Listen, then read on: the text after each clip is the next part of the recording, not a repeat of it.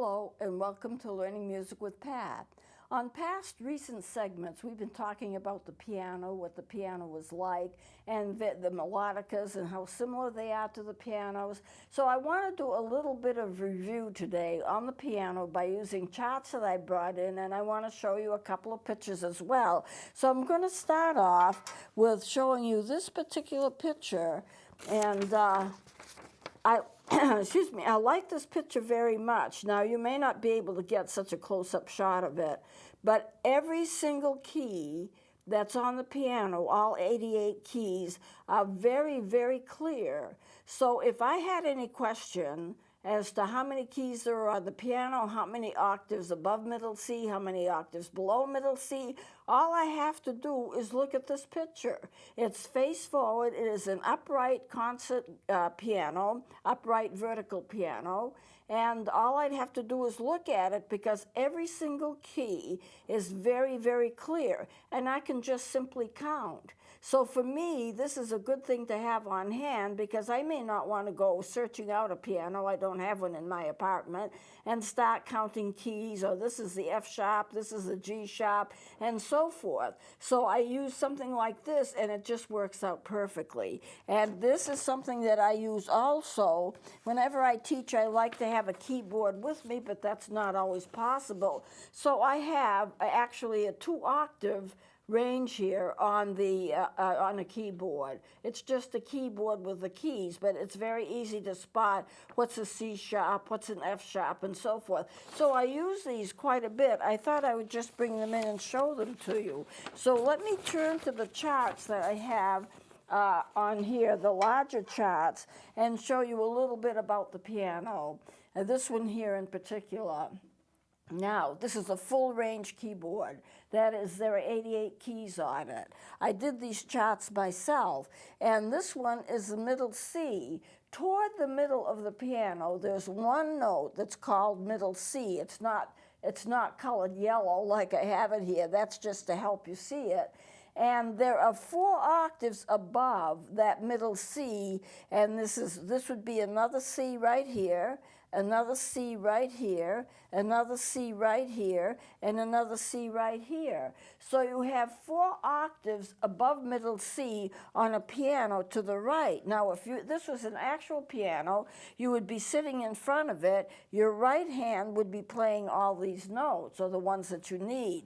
Then below it is your C, 1 octave below, 2 octaves below, 3 octaves below, and 2 extra notes, so that you do have the 88 keys. These are all major keys. Usually the sharps are on the right and the flats are on the left, if you want to kind of delineate it that way. The black keys are all for sharps and flats, and they run up and down the keyboard. One way of remembering where the C is, since it's such a major note, if you take 2 of the black keys, wherever they are, the note right next to it on the left of those 2 black notes is always going to be a C. And if you know how to run the alphabet by C, D, E, F, G, A, B, C, and that's the way the notes run. Or you may take it from the A is going to be 2 steps down from the C, C, B, A. And so if you start with the A, there are 3 black notes, and the note that's the white note next to that first black note or third black note, depending upon how you count it, that's always going to be an A. So A, B, C, D, E, F, G, and then it goes back to A again. Why does it go back to A again? It's 2 notes left of that C. This is an A, 2 notes left of that C. And the way we hear music, when you get to the G, you don't hear a note H or Q or P. You go right back to the A again because that's what your ear is hearing.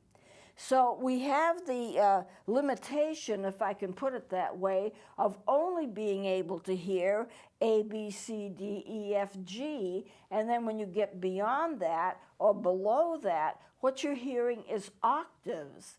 You know, an octave above A, if this is your A right here, that octave above is going to be right here. So this is the G, and it reverts back to A because we hear an A higher. We hear it an octave higher. Then when you get up to here, that's another A. We hear that another octave higher. So it's interesting that there are some limitations on our hearings. Animals can hear more than we can.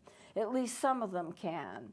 But when we get to that A, the next note up is going to be G. We can't hear anything else. Now we might be able to hear an A sharp, which is a half step up, or a G flat or whatever, but you're never going to go to H, Q, P, and so forth. We just don't have the hearing for that. So if you can remember, starting at C is easy because you have the middle C, C, D, E, F, G, and after you hit that G, it goes to A, because we can't hear anything between them. So it goes to A, B, C, D, E, F, G, and then back to A again. So if you can remember A through G, or C through G and reverting back to A through G, then you have pretty much a good idea of what a piano can do. But it does a lot of it. You know, the piano has 88 keys. 52 of these are white keys, and 36 of them are black keys. And the black keys are for flats and sharps. And so if you can remember that. Now, in terms of the ranges of the instruments that I teach, the woodwind instruments, you have C as sometimes being called low C, because most of the woodwinds won't go below that. The flute can't get below that. The saxophone can get to a B flat. That's 1/2 step and a half rather, down from low C. From low C, B flat. The saxophone can do that. Now the clarinet can do a lot more, but the clarinet has a wider range of notes than most instruments. If you take for the clarinet, you can get down to some of these notes down here, so they can go below. Flutes go very high. They cannot go below a C. That's the low C for them. So most of the instruments that I teach, the simpler woodwinds and the recorders, and the recorder is not a toy, remember, they have a lot of them have a 1 octave range. They go from this low C for them, it's middle C to the piano, because it's in the middle of the keyboard and there are a lot of notes below it. All those notes are below it. But you go from 1 C to another C. And that's going to be like the flutophone, the song flute, the tonette, some of the melodicas, but not all of the melodicas. Then you have a certain range of instruments that can go 2 octaves from this low C up to here. That's really quite a range. The sassotos, the penny whistles, the recorders, they all can do that. Some of the melodicas can do that too. Now the flute can go 1 up above here. So this is your low C. This is kind of like a mid-range C. This is going to be the high C. This is going to be the high C. But then this is going to be C above high C. That's what it's called, C above high C. And then the piano can do this. The other instruments cannot. And music is generally not written for these, because you'd have to have so many little ledger notes, so many little ledger bars to get up that high. It would be very difficult to read the music. So in piano music, they put an 8 VA. 8 VA means play all of these notes here an octave higher. And that's what the piano can do. The flute can't get up there, but the flute can get very, very high. So think of the flute, 1 octave, 2 octaves, 3 octaves on the flute. And then the 4th octave way up is going to be the piano. Now, I can't speak for the stringed instruments, how high the violins can get, or the guitars, because I'm not specialized in that area, but I know what the woodwinds can do. A lot of these notes are going to be all sharped. And here, they're going to be all flatted.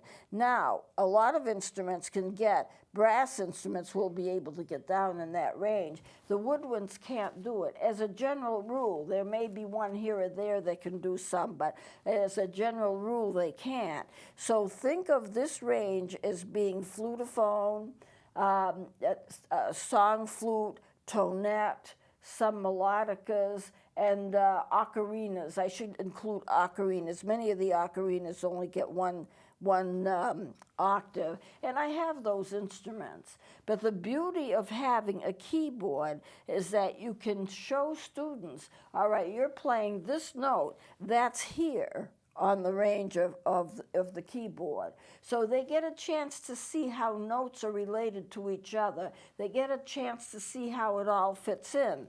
Now, I'm going to, I want to mention 52 white keys, 36 black keys, and that makes your 88 keys. I'm going to turn this on the other side, and I have another keyboard on the other side, but it's the same size as the first keyboard, so I don't think there'll be much adjustment there.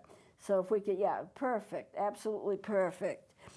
And here's your middle C, and what I did was I put the fingerings for the recorder-like instruments. Every key is put down. All of the tone holes are covered for this C. This is the middle C, but it's also the low C. And then I put the fingerings for the recorders. This is a high C that you can get on the recorder. The recorders can't do this, but the recorders can do some of it. That's 2 octaves. The recorders can do that. The recorders can't get up here. The flutes can get up here, and there's your 8 VA. So I just pushed, I wrote a scale. Now, C, and I'm not sure you can pick this up, Rick, so don't worry about it if you can't, but this would be your middle C right here, low C to most of the instruments. Let's see if we can get that in. Rick is a genius. He can do anything. And he does it very well. Perfect, perfect. Thank you. So we start at that low C, and I'm just going to read these notes going up. D, E, F, G, and then what do? You switch back to the A again, as I said before.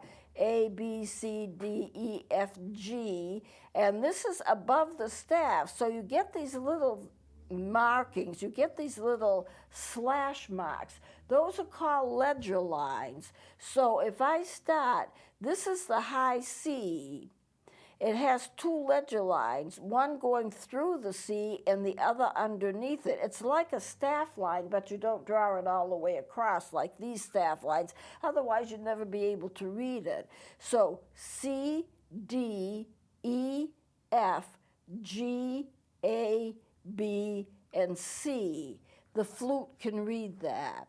But if the flute was able to go another octave up, it can't, you would have 1, 2, 3, 4, 5, 10 of these lines. It would just be double that. And you would have a note up here someplace, and you'd be thinking, well, how many lines is that? And trying to play it. So that wouldn't work out very well, so they use the 8 VA for that. This is considered to be the bass clef. This is considered to be the treble clef. And when you read music, the woodwinds read the treble clef, and you can see that whenever I write music, I have that little treble clef sign. But the bass clef, some of the brass instruments are bass clef instruments, and they go down to those lower levels. And the bass recorder, which is like about 3 feet tall, sometimes I bring mine in, can read a bass clef. But most of the woodwind instruments that we deal with are strictly treble clef instruments. And I have seen for the bass recorder 2 sets of fingering charts, one using a treble clef and one using a bass clef. And I know I usually read treble, but this is another keyboard thing. I just want you to see that because I want you to get an understanding of what these instruments can do and where they are located in terms of what they do, and where they're located on the keyboard, the full keyboard, because this is 88 keys. It's interesting to figure that out, because you need to know the range. If you're in an orchestra and you're playing a clarinet or you're playing a saxophone, you're going to be basically in this range. And if someone else is playing a trombone or some kind of a bass instrument that's low, they're going to be basically in that range. If you've got a high flute, if you've got a piccolo, you're going to be going up through this range. But it's all accounted for on the keyboard. That's why a keyboard is so important to have. And usually if I'm teaching, if there's no piano there to show it, I bring a chart and I bring one of my melodicas. This you've seen before, this melodica, and it is like a piano in the sense, I have more than one. This is the only one I brought in. But if you look at that, you have the 2 keys, 3 keys, 2 keys on the black ones, and the white ones would be the same as the white keys on a piano or some other keyboard instruments. It does have a little kind of tinny sound.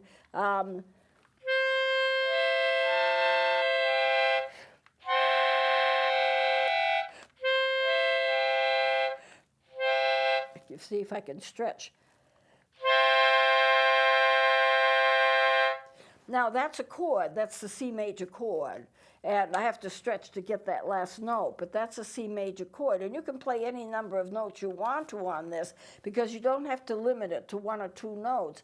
I have some other instruments that are melodica-like, but you can only play 1 or 2 notes on them. But this is not limited at all. And it's very much like a piano in the way that it has been set up. But it's not a full keyboard. So if I'm teaching, I either have a chart with me on the keyboard. It may not be a full keyboard, but it's some kind of a keyboard.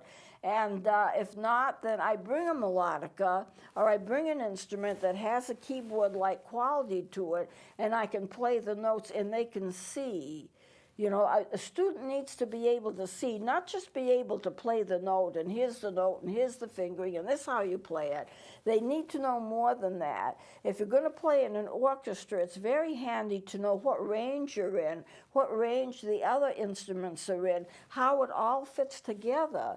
Because when you're playing music and you're listening to music, you're not listening to just a small segment or a couple of octaves. You're listening to everybody together playing all over the place with all kinds of notes, and it all blends together beautifully.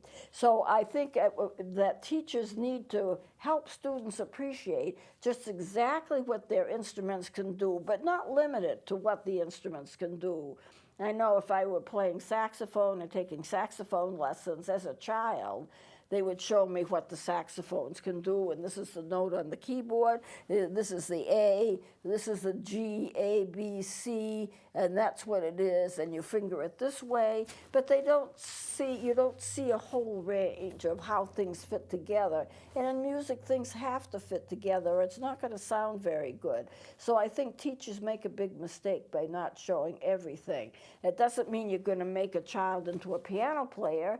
It just means they're going to have an appreciation of what their instruments can do, what other instruments can do, how the notes are arranged, and how that all fits together.